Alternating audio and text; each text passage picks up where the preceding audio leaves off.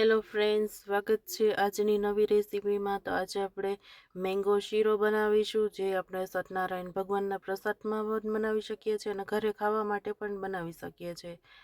તો આપણે સૌથી પહેલાં આપણે કેસર કેરી લીધી છે। તમે જોઈ શકો છો કે એકદમ આપણે મીઠી અને કેસરી કલરની કેસર કેરી લેવાની છે અને ત્યાર પછી આપણે એને છાલ ઉખેડી લેવાની છે। તમે જોઈ શકો છો ફ્રેન્ડ્સ, તમે આ રીતથી મેંગો શીરો બનાવશો ને તો બહુ સરસ બનશે।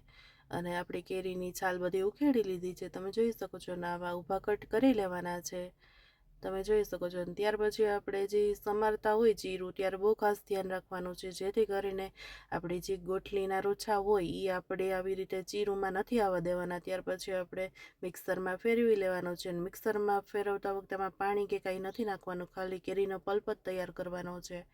મેં અહીંયા કઢાઈ લીધી છે અને કઢાઈમાં મેં સૌથી પહેલાં 1 ચમચો ઘી નાખ્યું છે અને ઘીને સરખું આપણે ગરમ થવા દેવાનું છે ફ્રેન્ડ્સ।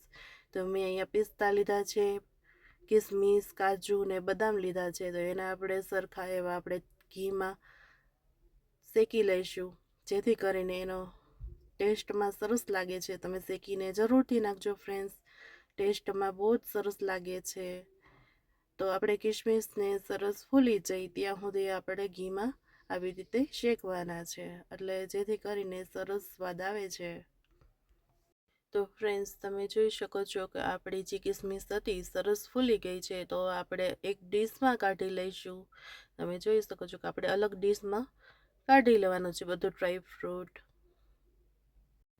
ફ્રેન્ડ્સ, તો બધું ડ્રાયફ્રૂટ આપણે કાઢી લીધું છે, અને ત્યાર પછી હું અહીંયા ઉપરથી 1 ચમચો પાછું ઘી નાખીશ અને ગરમ કરી લેવાનું છે આપણે।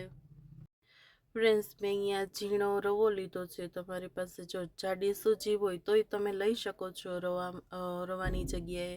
અને તમે જોઈ શકો છો કે આપણું સરસ ઘી ગરમ થઈ ગયું, ત્યાર પછી આપણે રવો નાખી દેવાનો છે અને સરખું એવું ઘીમાં મિક્સ આપણો રવો કરી લેવાનો છે।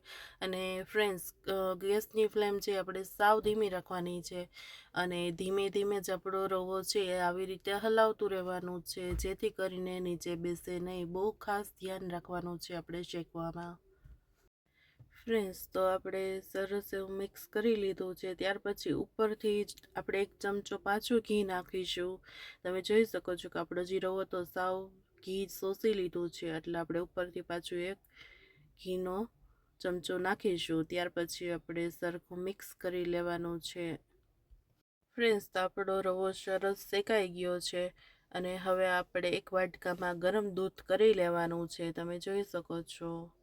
ગરમ દૂધ કરીને ત્યાર પછી આપણે રવો પાછો ગેસ ઉપર રાખીશું, અને ત્યાર પછી આપણે જે ગરમ દૂધ કરેલું હતું એ આપણે 1 વાટકી લેશું અને રવાની અંદર નાખશું, તમે જોઈ શકો છો।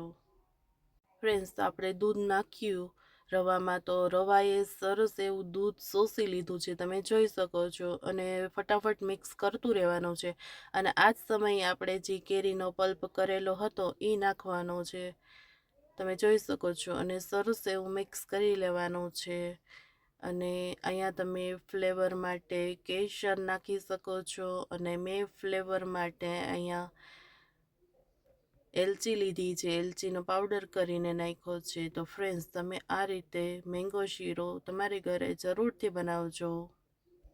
ફ્રેન્ડ્સ, તો અહીંયા ફ્લેવર માટે મેં એલચી પાવડર લીધો છે, તમે એલચી પાવડરની જગ્યાએ કેસર પણ નાખી શકો છો, બહુ જ સરસ ટેસ્ટ આવે છે।